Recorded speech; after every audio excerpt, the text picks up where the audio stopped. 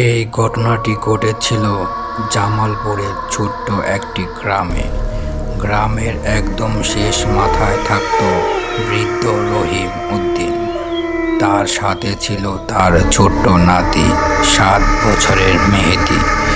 এক বর্ষার রাতে হঠাৎ পুরো গ্রামের বিদ্যুৎ চলে যায়। বাহিরে প্রচণ্ড ঝড়, টিনের চাল কাঁপছে, দূরে দূরে কুকুর চিৎকার করছে। রহিম উদ্দিন নাতিকে বুকে নিয়ে ঘুমানোর চেষ্টা করছিল। ঠিক তখন ঠক ঠক ঠক ঠক ঠক ঠক দরজায় 3বার শব্দ হলো। বৃদ্ধের পুরো শরীর ঠান্ডা হয়ে গেল, কারণ সে জানত গ্রামের পুরনো সেই কথা। মেহেদি জিজ্ঞেস করলো, দাদু, বাহিরে কে? রহিম কোনো উত্তর দিল না, শুধু নিঃশ্বাস বন্ধ করে দরজার দিকে তাকিয়ে রইল। কয়েক সেকেন্ড নীরবতা, তারপর বাহির থেকে এক নারীর কণ্ঠ ভেসে এলো, দরজা খোলো, আমি পথ হারিয়ে ফেলেছি। কণ্ঠটা খুব অসহায় শোনাচ্ছিল। মেহেদি বলল, দাদু, দরজা খুলে দাও। কিন্তু রহিমের কপাল বেয়ে ঘাম পড়ছিল, কারণ সে বুঝতে পারছিল বাহিরে আর যেই থাকুক সে মানুষ না। আবার হঠাৎ ঠক ঠক ঠক ঠক ঠক ঠক। এবার দরজাটা আস্তে আস্তে কেঁপে উঠল, আর সেই নারীর কণ্ঠ বদলে গেল। গলাটা অস্বাভাবিক ভারী হয়ে ফিস ফিস করে বলল, আমি জানি তোমরা ভেতরে আছো। ঠিক তখন ঘরের কোণে রাখা পুরনো হারিকেন নিজে নিজে নিভে গেল। পুরো ঘর অন্ধকার। মেহেদি কাঁদতে শুরু করলো, আর তারপর ঘরের মাটির নিচ থেকে খচখচ শব্দ আসতে লাগলো। মনে হলো কেউ নখ দিয়ে মাটি খুঁড়ছে। রহিম নিচে তাকিয়ে দেখলো মাটির ফাঁক দিয়ে ধীরে ধীরে একটি কালো হাত বের হচ্ছে।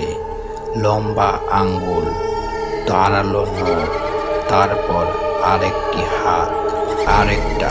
পুরো মেঝে ফেটে অসংখ্য হাত বের হতে লাগলো।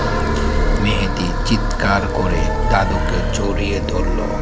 হঠাৎ দরজার ওপাশ থেকে বিকৃত হাসির শব্দ ভেসে এলো, হে হে হে হে হে হে। তারপর দপ, কিছু একটা দরজার উপর আছড়ে পড়ল। আবার দপ, আবার। মনে হচ্ছিল বাইরে থেকে কেউ নিজের মাথা দিয়ে দরজায় আঘাত করছে। এক সময় দরজার নিচ দিয়ে কালো তরলের মতো কিছু ভিতরে ঢুকতে শুরু করলো, কিন্তু সেটা পানি ছিল না, ওইগুলো ছিল চুল। হাজার হাজার লম্বা কালো চুল মেঝের উপর দিয়ে সাপের মতো ছড়িয়ে পড়তে লাগলো।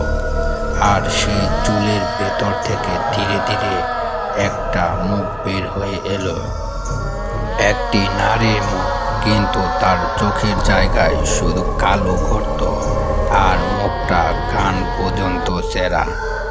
সে হামাগুড়ি দিয়ে ঘরের ভিতর ঢুকতে ঢুকতে ফিস ফিস করে বলল, আমি শুধু বাচ্চাটাকে চাই।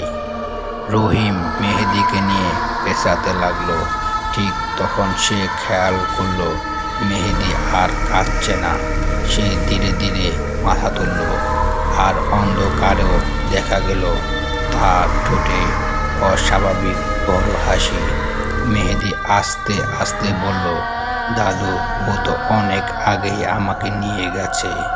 তারপর ঘরের সব দেয়াল একসাথে কাঁপতে শুরু করলো। বাইরের ঝড় আরো জোরে গর্জে উঠল। আর গ্রামের মানুষ পরদিন সকালে একটা জিনিস দেখতে পায়, ঘরটার দরজা ভেতর থেকে বন্ধ ছিল, কিন্তু ভেতরে কেউ ছিল না। শুধু মাটির উপর নখ দিয়ে আঁচড়ানো একটা লেখা, 3:17 আবার আসবো। গল্পের পরবর্তী পার্ট শুনতে অবশ্যই সাবস্ক্রাইব করে পাশে থাকবেন।